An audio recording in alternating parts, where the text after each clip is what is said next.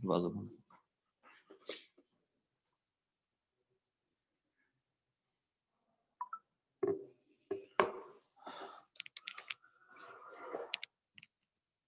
جی السلام علیکم. کیسے ہیں اسٹوڈنٹ؟ ٹھیک ہیں آپ سب؟ امید ہے خیریت سے ہوں گے. ہم لوگوں نے ایک شعر پڑھ لیا تھا علامہ محمد اقبال رحمۃ اللہ علیہ کی نظم کا، تو دوسرا شعر آپ لوگ دیکھیں. اس میں تجھے اس قوم نے پالا ہے آغوش محبت میں، کچل ڈالا تھا جس نے پاؤں میں تاج سر دارا.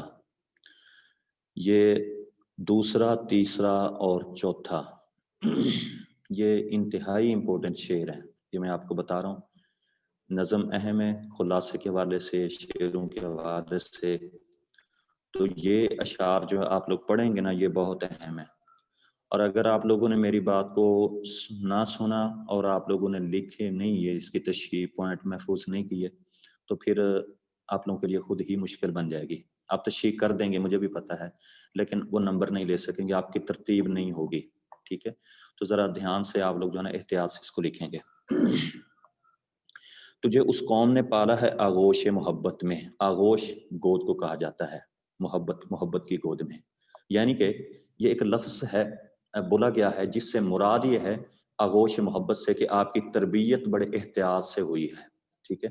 آپ کی تربیت، آپ کی پرورش بہت ہی یعنی کہ سمجھداری سے، بڑی احتیاط سے، بڑی اہمیت سے آپ کی جو ہے وہ کی گئی ہے تربیت. یاد رکھے گا، ہر بچہ جب بڑا ہوتا ہے تو اس کی پیدائش سے لے کر اس کے جو ہے نا لڑکپن، بچپن تک اس کی تربیت کی جاتی ہے، حتیٰ کہ انسان پوری زندگی تربیت کے مراحل سے گزرتا رہتا ہے. سب سے پہلی جو انسان کی یعنی تربیت گاہ ہوتی ہے وہ ماں کی گود ہوتی ہے، باپ کی سمجھ لو کہ نگرانی ہوتی ہے. اس کے بعد پھر انسان کسی ادارے میں چلا جاتا ہے، انسٹیٹیوٹ میں چلا جاتا ہے، وہاں اس کی تربیت ہوتی ہے. اس کے بعد پھر انسان جہاں پر کام کر رہا تھا وہ معاشرہ بھی اس کی تربیت کر رہا ہوتا ہے، انسان کو جو ہے نا بہت کچھ سکھا رہا ہوتا ہے. تو یہاں پر جو ہے ہر انسان تربیت کے مراحل سے گزرتا ہے. پھر انسان کی اچھائی یا برائی، انسان کی خوبی یا خامی جو ہوتی ہے وہ ڈیپینڈ کرتی ہے انسان کی تربیت پہ. انسان کی گفتگو سے، انسان کے کردار سے، انسان کے اٹھنے بیٹھنے سے انسان کی تربیت کے آثار نظر آ جاتے ہیں. ٹھیک ہے نا جی؟ جو بچہ جس انداز سے بات کرتا ہے نظر آ جاتا ہے کہ اس کے خاندان نے اس کی تربیت کیسی کی ہے. اور جو انسان جس طرح کے جو ہے نا لوگوں سے پیش آتا ہے، سلوک سے، اس کی تربیت بتا رہی ہوتی ہے. جتنی جس کی اچھی جو ہے وہ تربیت ہوتی ہے، اس کا آؤٹ پٹ جو ہے نا اتنا زبردست ہوتا ہے. تو یہاں پر وہ کہتے ہیں کہ تجھے اس قوم نے پالا ہے آغوش محبت. یہاں اقبال نے یا خاص طور پہ ایک جو ہے نا قوم کا کہا کہ ہماری، یعنی کن کی تربیت کی بات کر رہے ہیں؟ امت مسلمہ کی بات کر رہے ہیں. آج کل کے جو نوجوان، آج کل کے جو مسلمان ہیں، جو ملت اسلامیہ ہے، ان کی تربیت کی بات ہو رہی ہے کہ یہ جو ہے نا وہ قوم وہ ہے کہ جن کو جو ہے نا بڑے احتیاط سے، بڑی محبت سے ان کو پالا پوسا گیا ہے. وہ کون ہے سی قوم ہے؟ اب اگلے مصرے میں دیکھیں، کچل ڈالا تھا جس نے پاؤں میں تاج سر دارا. اس قوم نے ہماری تربیت کی ہے کہ جس قوم کی بہادری کا عالم یہ تھا، ان کی جرت اور ان کے شجاعت کا عالم یہ تھا کہ انہوں نے اپنے پاؤں کے نیچے تاج سر دارا کو روند ڈالا تھا. سر دارا، سر سے مراد سر ہو گیا، دارا یعنی ایک بادشاہ تھا. اب بات سنیں اچھی طرح سے، دیکھیں آپ جانتے ہو کہ دارا جو ہے، دارا یہ ایک تلمیح ہے. اگر آپ لوگوں نے اس کو سمجھ لیا، سن لیا، تو پھر یاد رہے گی بات، انشاءاللہ بھولے گی نہیں آپ سب کو. دیکھیں جو دارا ہے نا، دارا یہ جو ایران کے بادشاہ ہوتے تھے وہ اپنا لقب اختیار کرتے تھے. ویسے اصل میں 3 بہت بڑے بادشاہ جو ہے وہ گزرے ہیں حضرت عیسیٰ علیہ السلام کی آمد سے پہلے. ایک دارا شکو تھا، اس کے بعد دوسرا آیا، پھر تیسرا آیا، جس کو سکندر اعظم جو کہ یونان کا ایک بہت پھرتیلا نوجوان تھا، جس نے کہا تھا میں پوری دنیا کو فتح کروں گا. وہ پوری دنیا کو فتح کرنے کے لیے جو چلا تھا، اس نے جو وہ سکندر اعظم جو تھا، آپ جانتے ہو کہ جو بڑا بہادر تھا، جس نے آدھی دنیا کو فتح کر بھی لیا تھا، پوری دنیا کو فتح کرنا، اور آدھی دنیا فتح کرنے کے بعد تو اس کی موت کا جو ہے نا وہ وقت آ گیا تھا. پھر اس نے کہا تھا کہ جب میں مر جاؤں تو میرے ہاتھ میرے کفن سے باہر نکال دینا. ان لوگوں نے پوچھا بھی کیوں؟ اس لیے کہ آیا تھا سکندر کیا لے گیا جہان سے تھے دونوں ہاتھ خالی بہر کفن سے نکلے، ٹھیک ہے نا. تو اس سکندر اعظم کی مثال دی کہ اس سکندر اعظم نے تیسرا جو دارہ تھا اس کو شکست دی تھی 326 قبل مسیح، حضرت عیسیٰ علیہ الصلوۃ والسلام سے آنے سے پہلے 326 سال پہلے اس نے جو ہے نا وہ شکست دی تھی. اب اس کے بعد جو ہے حضرت عیسیٰ علیہ الصلوۃ والسلام کے بعد آپ جانتے ہو اللہ کے رسول صلی اللہ علیہ وسلم جو ہے نا نبی بن کے آئے تھے، آپ آئے تھے عرب کی طرف، جو ہے نا مکہ کی سرزمین پہ آپ کی ولادت ہوئی تھی.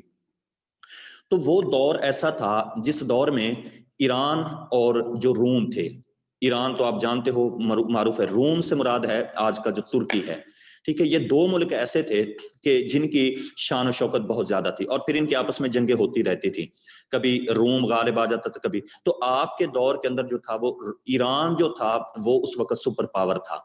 ایران کی سپر پاور آپ صلی اللہ علیہ وسلم جب آپ وفات پا گئے، رحلت آپ فرما گئے، تو اس کے بعد حضرت ابو بکر کا دور آیا، حتیٰ کہ حضرت عمر رضی اللہ تعالیٰ عنہ کا جب دور آیا تو اس دور میں پھر انہوں نے جو ہے نا بڑی سازشیں شروع کر دی، بڑی انہوں نے چالیں چلی، بڑا جو ہے نا ان کی کوشش تھی کہ ہم مدینہ اور مکہ کے اوپر حملہ کریں اور اس کو اپنی سلطنت کے اندر شامل کر دیں اور مسلمانوں کو جو ہے نا ہم لوگ یرغمال بنا لیں، مسلمانوں کی طاقت کو ختم کر دیں، کیونکہ وہ جانتے تھے مسلمانوں کی طاقت.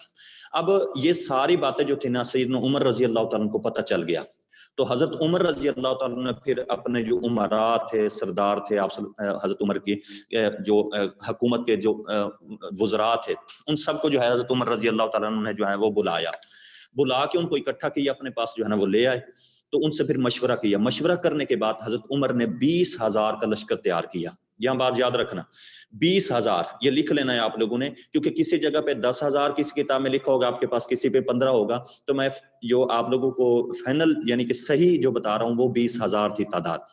20,000 کا حضرت عمر نے لشکر تیار کیا اور جو ہے نا حضرت سعد بن ابی وقاص رضی اللہ تعالیٰ یہ صحابی رسول تھے، سعد بن ابی وقاص یہ ان کا نام، ان کی سربراہی میں اس لشکر کو روانہ کر دیا ایران کی طرف.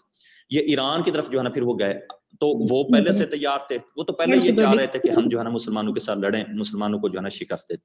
اب وہ پھر جو ایران کا ایک شہر ہے قادسیہ، ایک مقام ہے، وہاں پر وہ آ گئے قادسیہ. اور جب وہ آئے تو بڑا تکبر کرتے آ رہے تھے، اتراتے آ رہے تھے، غرور کرتے آ رہے تھے، اور ان کے یہ لفظ تھے. اس لشکر میں ان کا ایک بہت بڑا پہلوان تھا جس کا نام تھا رستم. رستم جو تھا نا وہ رستم 100 بندے سے اکیلا لڑتا تھا اور ان کو شکست دیتا تھا، اور وہ کہتے تھے کہ آج قادسیہ کی سرزمین میں مسلمانوں کو زندہ دفن کر دے گا رستم. اتنا غرور تھا، اتنا تکبر تھا ان کے. اور ان کی تعداد کتنی تھی؟ 1,20,000، یعنی مسلمانوں سے 5 گنا زیادہ تھے. یہ 20,000 تھے، وہ 1,20,000 جو ہے نا وہ ان کے، اور ان کے پاس 600 ہاتھی تھے، جبکہ مسلمانوں کے پاس ایک ہاتھی بھی نہیں تھا.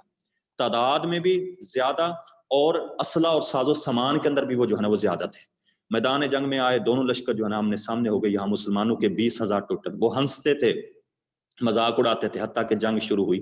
تو تیسرا دن جنگ کا تھا، وہ رستم جن کے اوپر پوری فوج کو مان تھا وہ جو ہے نا بھاگ گیا. جب بھاگا تو حضرت بلال بن علقمہ رضی اللہ تعالیٰ عنہ صحابی رسول تھے، وہ پیچھے بھاگ گیا، حتیٰ کہ آگے دریا تھا، دریا میں وہ کودا، پیچھے اس کے جو ہے نا وہ چلے گئے، حتیٰ کہ بلال بن علقمہ نے جا کے اس کی گردن جو ہے نا وہاں سے کاٹ دی.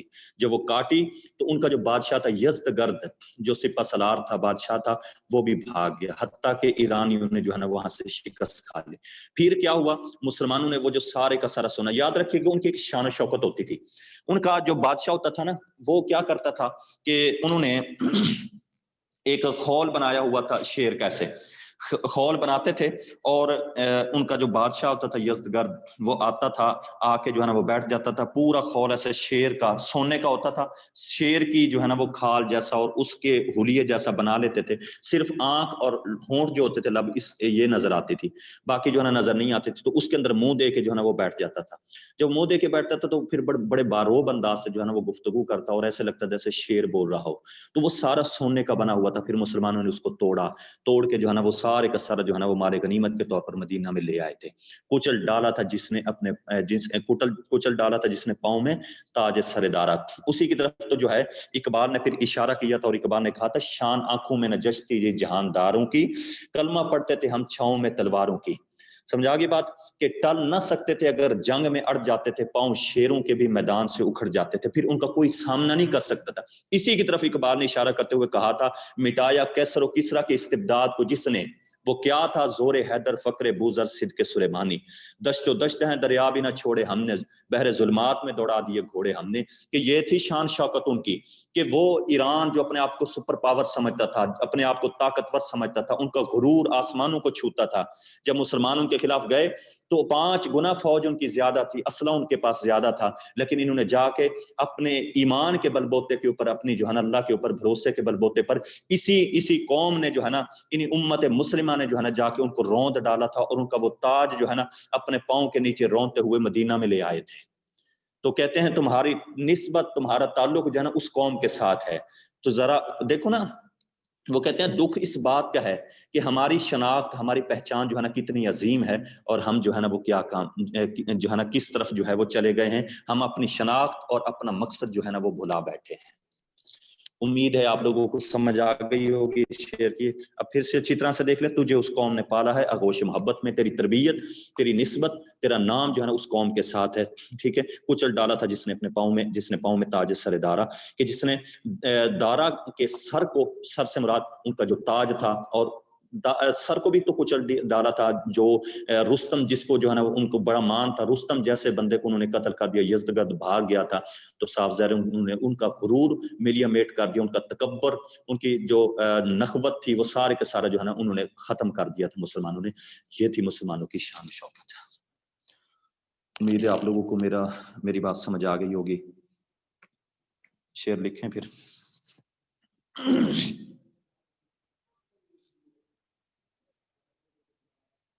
جی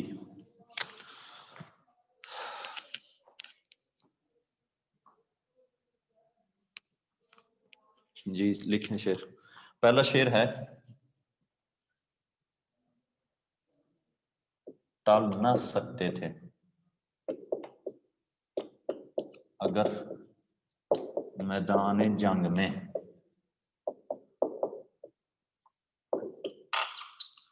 اڑ جاتے تھے. اقبال کا یہ شعر. ٹال نہ سکتے تھے اگر میدان جنگ میں اڑ جاتے تھے.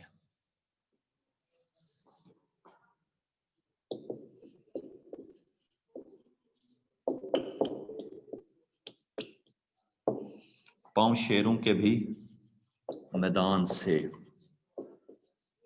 اکھڑ جاتے تھے. جی، ٹل نہ سکتے تھے اگر میدان جنگ میں اڑ جاتے تھے، پاؤں شیروں کے بھی میدان سے اکھڑ جاتے تھے.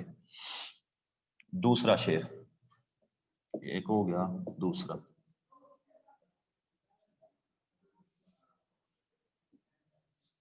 مٹایا کیسر و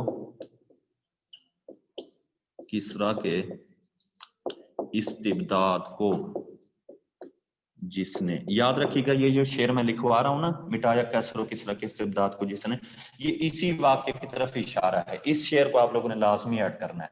مٹایا کیسر و کسریٰ کے استبداد. استبداد کہتے ہیں ظلم کو، تکبر کو، غرور کو. دوسرا مصرع: وہ کیا تھا. اس کے بعد آپ لوگ کوسچن مارک لگا دینا ہے، سوالی علامت جو ہوتی ہے. وہ کیا تھا؟ زور حیدر رضی اللہ.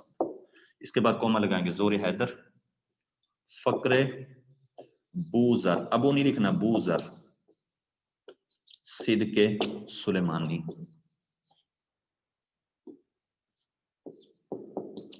ٹھیک ہے. یہ 3 شخصیات کا نام کیا لے گیا؟ مٹایا کیسر و کسریٰ کے استبداد کو جس نے، وہ کیا تھا؟ زور حیدر، فقر بوزر، صدق سلیمانی. جی، شعر نمبر 3: شان آنکھوں میں نہ جچتی تھی.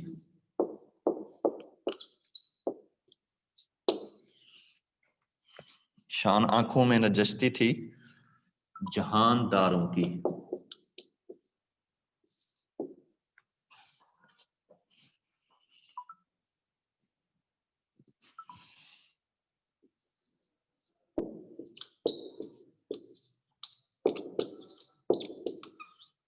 کلمہ پڑھتے تھے ہم چھاؤں میں تلواروں کی.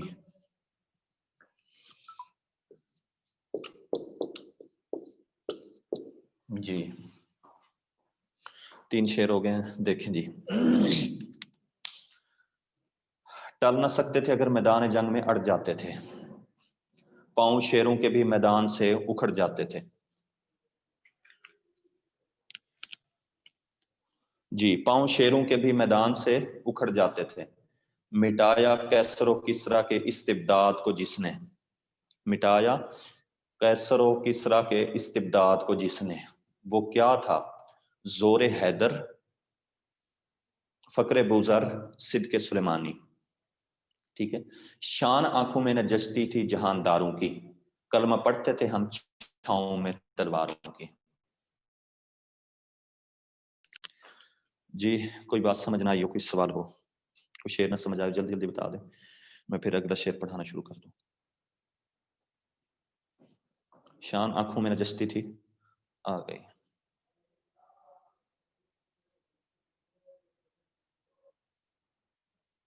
لاسٹ شعر جی، شان آنکھوں میں نجستی تھی جہانداروں کی، جہان آپ اس کو الگ بھی لکھ سکتے ہو، یہ جہان، یہ جہان داروں، الگ الگ بھی آپ کر سکتے ہو اس کو۔ دوسرا شعر ایک بار پھر سے، چلو اچھا جی، تو اور اس کو آپ جیسے میں نے لکھا ہوا ہے آپ اس کو اکٹھے بھی لکھ سکتے ہو، یہ دونوں طرح ہی صحیح ہے، کوئی فرق نہیں پڑتا۔ ٹھیک ہے جی، پہلا شعر، ٹل نہ سکتے تھے اگر میدان جنگ میں اڑ جاتے تھے، پاؤں شیروں کے بھی میدان سے اکھڑ جاتے تھے، ان کا سامنا نہیں کوئی کر سکتا تھا۔ ٹھیک ہے نا، وہ بھلے تعداد میں تھوڑے ہوتے تھے جیسا بھی ہو، لیکن ان کا مقابلہ کوئی نہیں کر سکتا تھا، ان کا روب اتنا ہوتا تھا، دبدبا ان کی شان و شوکت اتنی ہوتی۔ مٹایا کیسر و کسرا کے استبداد کو جس نے، وہ ظالم تھے، بڑا ظلم کرتے تھے مخلوقات کے اوپر، کیسر و کسرا کے جو بادشاہ ہوتے تھے، وہ کیا تھا زور حیدر، فقر بوذر، صدق سلیمانی۔ شان آنکھوں میں نجستی تھی جہانداروں کی، کلمہ پڑھتے تھے ہم چھاؤں میں تلواروں کی۔ جی دیکھیں اگلا شعر۔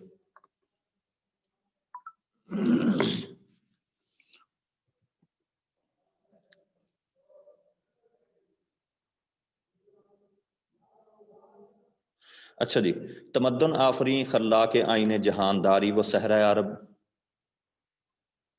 کسرا اور سمجھ نہیں آئی، پھر لکھنا، یہ کسرا کیا لکھا تھا تم نے ابھی؟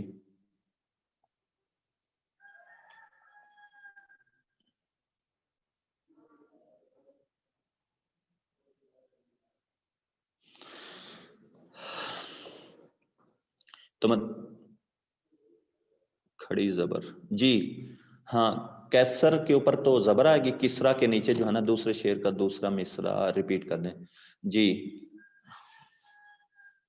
مٹایا کیسر و کسرا، پہلے میں جو کاف ہے نا وہ نقطے والا ہے، دوسرے میں بغیر نقطے کے ہوتا ہے کاف۔ کسرا کے استبداد کو جس نے، کیسر و کسرا، کسرا نہیں پڑھنا، اس کو کسرا پڑھنا ہوتا ہے۔ استبداد کو جس نے، وہ کیا تھا زور حیدر، فقر بوذر، صدق سلیمانی۔ جی، تمدن آفریں خلاق آئین جہانداری، وہ صحرائے عرب یعنی شتر بانو کا گہوارہ۔ اچھی طرح سمجھے مشکل ہے۔ تمدن، تمدن کہتے ہو، جانتے ہو آپ، تہذیب و تمدن کو کہا جاتا ہے، رہن سہن کو کہا جاتا ہے۔ آفریں یعنی تمدن آفریں، رہن سہن سکھانے والے۔ ٹھیک ہے، تمدن آفریں جو ہے نا ان کو رہن سہن کا طریقہ سکھانے والے۔ خلاق آئین جہانداری، خلاق سے مراد ہے مخلوق، مخلوق کو خلاق مخلوق ہو گئی، آئین اصول ہو گیا، قانون ہو گیا، دستور ہو گیا۔ جہانداری، جہانداری کہتے جانتے ہو حکمرانی، حکمرانی کے اصول مخلوق کو سکھانے والے۔ تہذیب، دو کام ہیں ان میں، یعنی ویسے تو بہت سارے کام انہوں نے کیے ہیں جو ہے نا امت مسلمہ کے لیے، دنیا کے لیے انہوں نے، تو یہاں دو باتیں، ایک تو تہذیب و تمدن انہوں نے دیا ہے، دوسرا کیا دیا ہے انہوں نے، دنیا کو حکمرانی کے جو اصول ہیں وہ مخلوق کے انہوں نے سکھائے ہیں، حکومت کیسے کرنی ہے، حکمرانی کیسے کرنی ہے، لوگوں کے ساتھ تم نے کس انداز سے پیش آنا ہے، یہ سارا کچھ جو ہے نا، یعنی کلچر، ثقافت، تہذیب و تمدن بھی انہوں نے دی، دنیا کو حکمرانی کے گر اور اصول جو ہے نا وہ بھی انہوں نے سکھائے ہیں۔ وہ صحرائے عرب یعنی شتر بانو کا گہوارہ، صحرا جانتے ہو ریگستانی علاقوں کو کہا جاتا ہے۔ عرب جو ہے، عرب کی سرزمین جو ہے وہ دونوں اطراف سے سمندر ہے اس کے، دائیں بھی سمندر ہے بائیں بھی اس کے سمندر، لیکن اللہ کی قدرت ہے کہ دونوں طرف سمندر ہونے کے باوجود بھی وہ خود ایک ریگستان علاقہ ہے، صحرا پر مشتمل ہے، ٹھیک ہے نا جی۔ وہ صحرائے عرب یعنی عرب کا صحرا یعنی شتر بانو کا گہوارہ، شتر اونٹ کو کہا جاتا ہے، عربی کا لفظ ہے شتر اونٹ، سوری یہ فارسی کا لفظ ہے شتر، اونٹ کو عربی میں جمل کہہ دیتے ہیں، اور کیمل انگلش کے اندر ہو گیا، ہماری زبان میں اونٹ ہو گیا۔ شتر بانو کا گہوارہ، گہوارہ کہتے ہیں مسکن، مرکز۔ یاد رکھیے گا جو صحرا ہوتے ہیں نا، صحرا جہاں ریگستان ہو، ریگستان ریتلا علاقہ جو ہوتا ہے، وہاں کوئی بھی جانور نہیں ٹک سکتا، وہاں نہیں زندگی گزار سکتا، نہ بھینس ہو سکتی ہے، نہ گائے وہاں پر رہ سکتی ہے، نہ کوئی جو ہے نا باقی جانور وہاں، کیونکہ ریت ایک ایسی جگہ ہوتی ہے جہاں پر چلنا بڑا دشوار ہو جاتا ہے، سفر بڑا مشکل ہو جاتا ہے، تو پھر ریتلی علاقوں کے اندر پانی بھی نہیں ہوتا، صحرائی علاقے ہوتے ہیں، پھر وہاں پر جو ہے نا کوئی اور درخت بھی نہیں اگتے سوائے خاردار جو ہے نا پودوں کے، جھاڑیوں کے، اور ان تمام چیزوں کو مد نظر رکھتے ہوئے کہ سفر کرنے میں دشواری، پانی کا نہ ہونا، کھانے کے لیے کوئی درختوں کے پتوں کا نہ ہونا، ان تینوں وجوہات کو مد نظر رکھتے ہوئے اگر ہم دیکھتے ہیں کہ ان علاقوں میں، اس صحرا اور ریگستان میں کون سا ایسا جانور ہے جو ٹک سکتا ہے، جو چل سکتا ہے، جو کام کر سکتا ہے، جو زندگی گزار سکتا ہے، تو وہ ایک ہی جانور ہے، وہ ہے اونٹ، ٹھیک ہے۔ اونٹ ایک ایسا جانور ہے کہ جو صحرا، اس لیے جو یورپین لوگ ہیں نا، انگریز، وہ اونٹ کو ریگستان کا جہاز قرار دیتے ہیں کہ یہ جو ہے نا ریگستان کے اندر جو ہے نا چل سکتا ہے۔ اونٹ میں یہ طاقت اللہ تعالیٰ نے رکھی ہے کہ وہ ریت کے اوپر زبردست چل سکتا ہے، یہ طاقت اس میں رکھی ہے کہ وہ کئی کئی دن پانی نہ پیے، حتیٰ کہ وہ اگر آپ اس کو 15 دن 20 دن پانی نہ پلائیں وہ پھر بھی زندہ رہ سکتا ہے۔ پھر یہ بھی ہے کہ وہ اونٹ جو ہے نا درختوں کے پتوں کی بجائے وہ خاردار جو جھاڑیاں ہوتی ہیں وہ جو ہے وہ زیادہ شوق سے کھاتا ہے، ٹھیک ہے۔ اب ان تینوں چیزوں کو دیکھ لو تو پھر اس لیے جو ہے نا آپ جانتے ہو کہ اونٹ جو ہے نا وہ عرب کے اندر جو ہے نا وہ زیادہ ہوتے ہیں، ان کے مقابلے بھی ہوتے تھے، پہلے تو بڑے شوق سے لوگ سفر اس کے اوپر کرتے تھے، لمبے لمبے سفر، اب تو صرف وہ ریس کے لیے کام آتے ہیں، ٹھیک ہے۔ اب انہوں نے بیچ میں سڑکیں نکال لی ہیں، گاڑیوں کے پاس ہیں بڑی امپورٹنٹ جن کے اوپر وہ سفر کرتے ہیں عرب کے لوگ جو ہیں، تو بہرحال ابھی بھی اونٹ ان کا پسندیدہ جانور جو ہے نا شمار۔ پھر یاد رکھیے گا، پھر جو قوم اونٹ کے ساتھ رہتی ہے، دیکھو جانوروں کا اثر انسان کے اوپر ہوتا ہے، اگر انسان گھر میں بکریاں رکھتا ہے نا تو بکریوں کی جو فطرت ہے وہ نرم ہے، نرم مزاج، اگر انسان بکریوں کا دودھ پیتا رہے تو انسان کے مزاج میں نرمی آ جائے گی، ٹھیک ہے۔ اگر انسان میں بہت ہی غصہ ہے، جذباتی طبیعت کا ہے، تو بکریوں کا دودھ پینا، اگر کوئی بندہ اونٹ کا دودھ پیتا ہے، اونٹوں کے ساتھ زندگی گزار سکتا ہے، تو ان کے اندر سختی آ جاتی ہے، ان میں وہ جنگجو لوگ بن جاتے ہیں، وہ اونٹوں کے ساتھ زندگی بسر کرتے تھے، اونٹ چراتے تھے، اونٹنیوں کا دودھ پیتے تھے، ان کے ساتھ جو ہے نا رہنا سن، تو اس وجہ سے ان کی طبیعت بھی ایسی ہو گئی تھی، بات بات کے اوپر لڑ پڑنا۔ میں ایک کتاب پڑھ رہا تھا دیوان حماسہ، اس میں نے پڑھا کہ صرف ایک بکری کا معاملہ تھا جس کی وجہ سے وہ لڑ پڑے، لڑتے لڑتے کہ تقریباً 20 سال ان کی جنگ جو ہے نا جاری رکھی، اور تقریباً 40-50 ہزار لوگ اس کے اندر جو ہے نا مارے گئے تھے، بات پیچھے کیا تھی؟ صرف ایک بکری تھی۔ یعنی آپ دیکھ لو نا، اس قدر وہ جنگجو قوم تھی کہ چھوٹی چھوٹی بات پہ لڑنا، اور کئی کئی سال جنگ جاری رہنا، اور کئی ہزار جو ہے نا لوگ اس کے اندر مارے جاتے تھے، اس قدر وہ جنگجو تھے۔ پھر ان میں کیا تھی؟ ان میں جانتے ہو کہ بہت ساری خرابیاں تھی ان عرب کے لوگوں میں، اچھی طرح بات کو سمجھنا ہے آپ لوگوں نے، ان لوگوں میں بہت ساری خرابیاں، بہت ساری برائیاں ان کے اندر جو ہے نا پیدا ہو گئی تھیں اس معاشرے کے اندر، جس طرح بچیوں کو زندہ درگور کر دیتے تھے، وہ واقعہ سنا ہوگا نا، دہیہ کلبی رضی اللہ عنہ صحابی رسول تھے، بعد میں مسلمان ہو گئے تھے، تو انہوں نے اپنی بیوی کو کہا تھا کہ جو ہے امید سے تھی کہ میں جا رہا ہوں، اگر بیٹا ہو تو اس کی تربیت کرنا، بیٹی ہو تو اس کو مار دینا۔ وہ چلا گیا، بیٹی ہوئی، ماں کا دل کیسے کرتا ہے کہ بچی کو زندہ دیں۔ جب وہ واپس پلٹ کے آیا 2-3-2.5 سال کے بعد، تو دیکھا چھوٹی ننھی سی بچی گھر کے آنگن میں کھیل رہی تھی۔ اس نے پوچھا یہ کون ہے؟ اس نے کہا تمہاری بیٹی ہے۔ اس نے کہا میں نے تو کہا تھا قتل کو۔ اس نے کہا ماں ہوں، کوئی دشمن تھوڑی ہوں۔ اس نے پھر کہا باہر گیا، لوگوں نے تانا دیا بھی تیرے گھر میں بیٹی ہے، تو پھر اس کے بعد اس نے جو ہے نا آیا، اس کو لے کے گیا، جا کے پھر اس نے گڑھا کھودا، اس زندہ بچی کو جو ہے اس گڑھے کے اندر اس نے وہ زندہ درگور کر دیا تھا۔ چیختی رہی، چلاتی رہی، لیکن اس کو ترس نہیں آیا تھا۔ بعد میں وہ سوتا تھا تو سو نہیں سکتا تھا، اس کی وہ چیخیں، اس کی وہ منت سماجت اس کی آنکھوں کے سامنے آ جاتی تھی، تو پھر آپ کے سامنے آیا تھا، تو اللہ کے رسول سن کے بہت روئے تھے۔ پھر آپ نے کہا تھا اس وقت تو مسلمان نہیں تھا، اللہ تعالیٰ تجھے معاف کر دے گا۔ وہ ایسے لوگ تھے۔ بچیوں کو یقین کریں، بچی یا بچہ ہو چھوٹا سا، اس کو انسان ہاتھ نہیں اٹھا سکتا، زندہ درگور کرنا تو دور کی بات ہے، اتنے سخت دل تھے۔ آپس میں لڑنا، बच्चियों को जो है ना बोझ समझना अपने ऊपर, और शादी का नहीं पता होता था उनका क्या उसूल हैं। तो और इसी तरह उनके अंदर आपस में दुश्मनियां बे इंतहा जो है ना वो हुआ करती थी, बुतों की पूजा हुआ करती थी, ठीक है ना। वो जिस शायर कहते हैं ना, कहीं था घोड़ा आगे बढ़ाने पे झगड़ा, कहीं था पानी पीने पिलाने पे झगड़ा, लब जो कहे आने जाने पे झगड़ा, यूं रोज होती थी तकरार उनमें, यूं रोज चलती थी तलवार उनमें। तो ऐसे वो लोग थे। फिर अल्लाह ने उनके ऊपर नजर रहमत की, अल्लाह को तरस आया उस कौम के ऊपर। फिर अल्लाह ताला ने क्या किया, उनके अंदर हजरत मोहम्मद सल्लल्लाहु अलैहि वसल्लम को मबूस किया।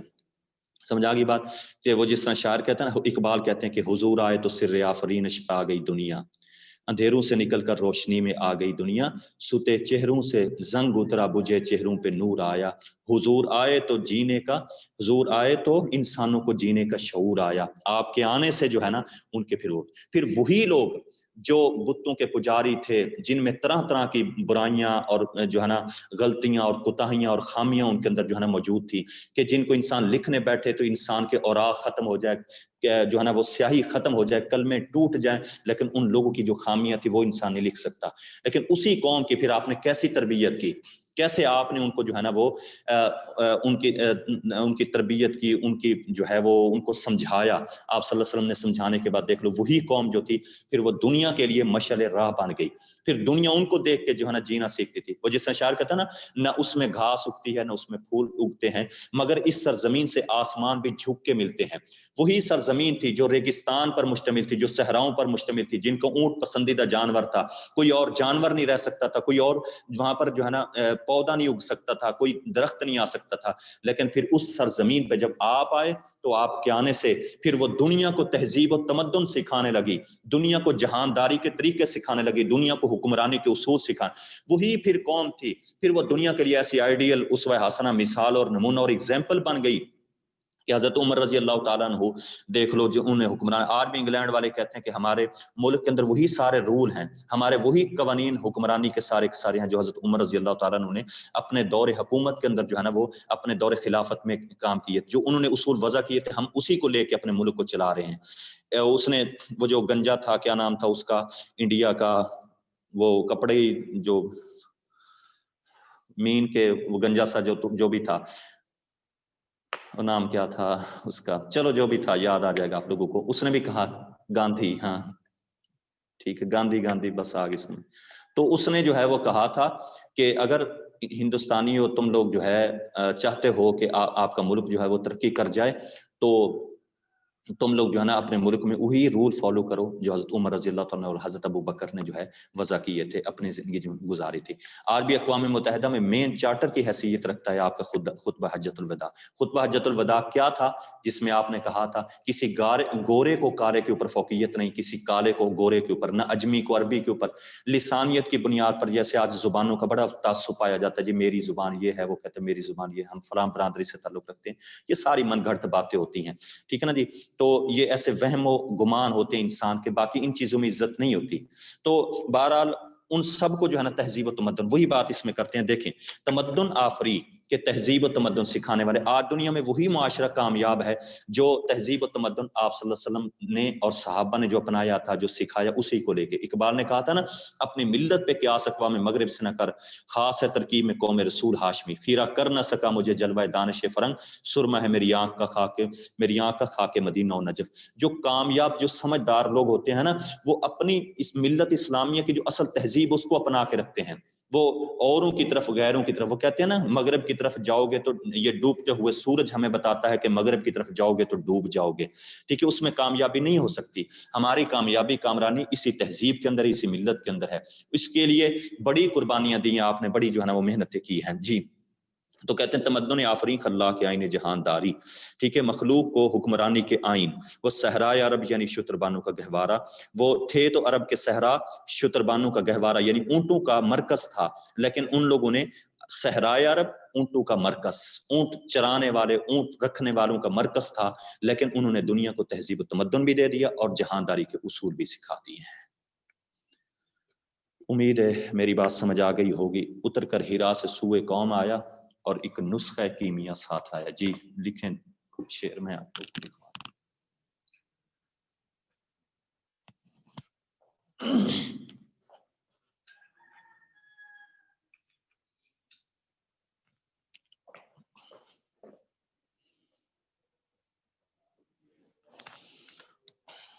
پہلا شعر ہے،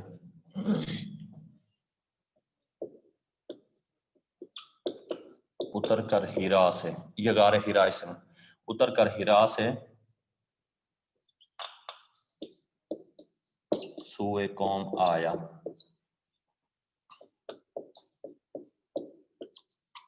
اور ایک نسخہ کیمیا ساتھ لایا۔ جی شعر نمبر 2، نہ اس میں گھاس اگتی ہے، نہ اس میں پھول کھلتے ہیں،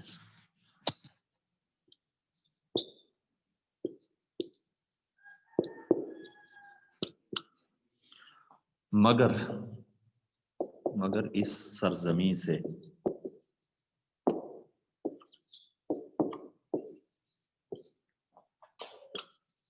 آسماں بھی جھک کے ملتے ہیں۔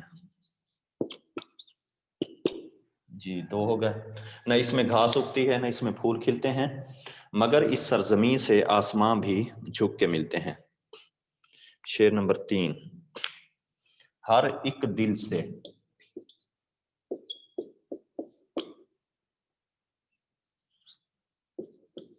ہر ایک دل سے رشتہ جہالت کا توڑا، ہر ایک دل سے رشتہ جہالت کا توڑا، کوئی گھر نہ دنیا میں تاریک چھوڑا۔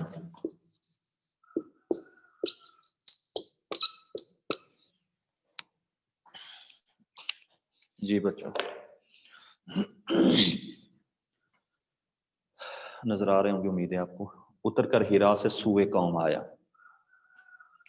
اتر کر ہیرا سے سوئے قوم آیا،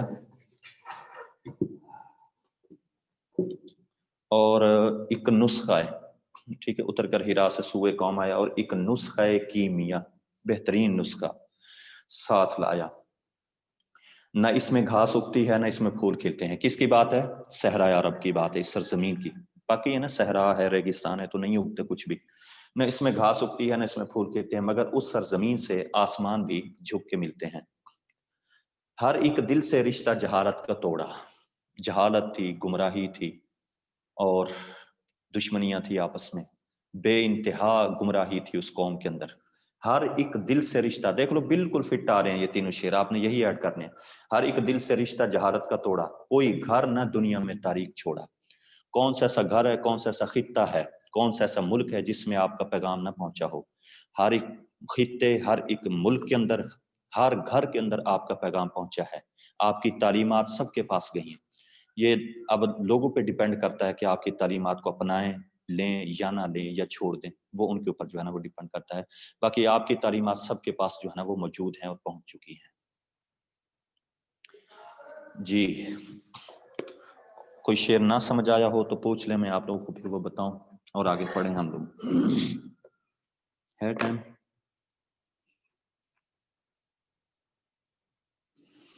جی دیکھیں شعر نمبر 3، جلدی جلدی دیکھ لیں پھر۔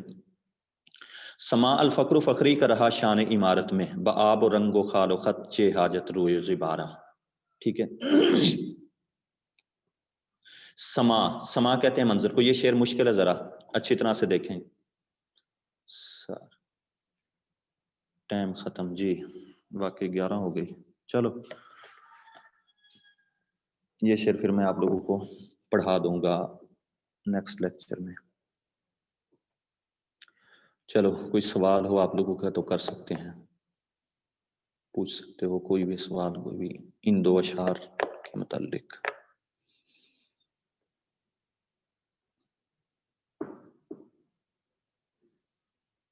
کیسے ہیں آپ؟ میں ٹھیک ہوں الحمدللہ۔ نو سر تھینک یو۔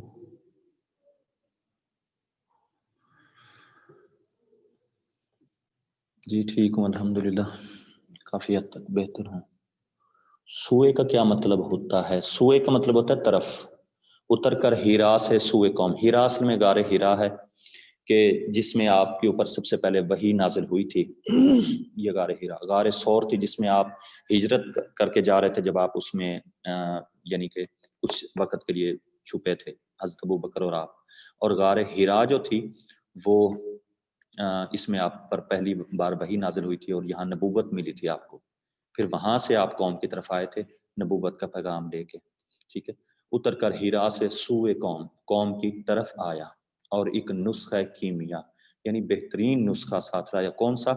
کہ جہالت کو چھوڑ کے کامیابی کی طرف جو ہے وہ آ جاؤ. چلیں جی.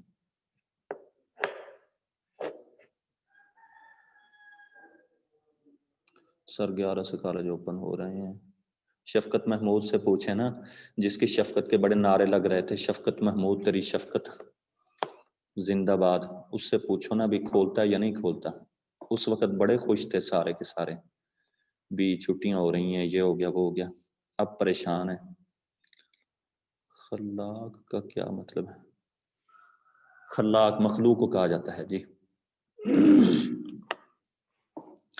امید ہے کھل جائیں گے انشاءاللہ. 9 سر 2 منتھ مزید چھٹیاں ہیں. پتہ نہیں، پھر دیکھو ویٹ کرو. 4 کو ہے میٹنگ، کیا فیصلہ ہوتا ہے اس میں.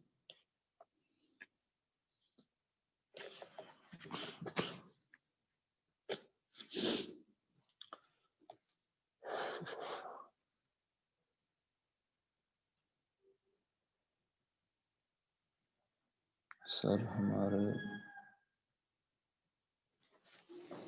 کیا تھا یہ میسج؟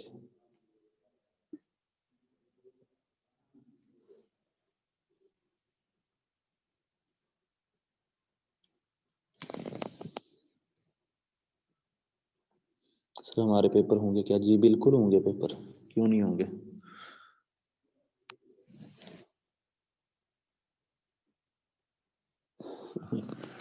چوری چوری کالج لگاتے ہیں. چوری چوری لگا تو ہوا ہے. کالج اوپن نہیں ہے، دیکھ لو. خالی کرسیوں کو لیکچر دے رہے ہیں ہم لوگ. کرسیاں منہ چڑھا رہی ہیں.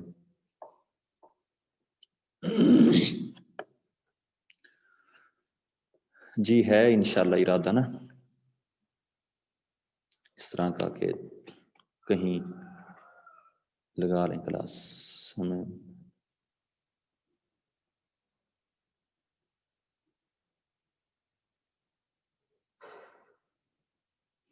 کس بات کا تھینکس؟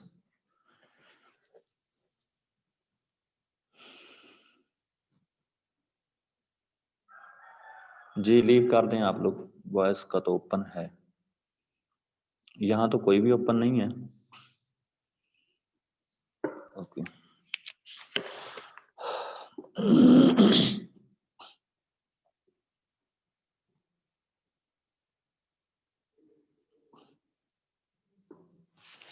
چلیں ٹھیک ہے. اپنا خیال رکھنا، ہمیں دعاؤں میں یاد رکھنا، اور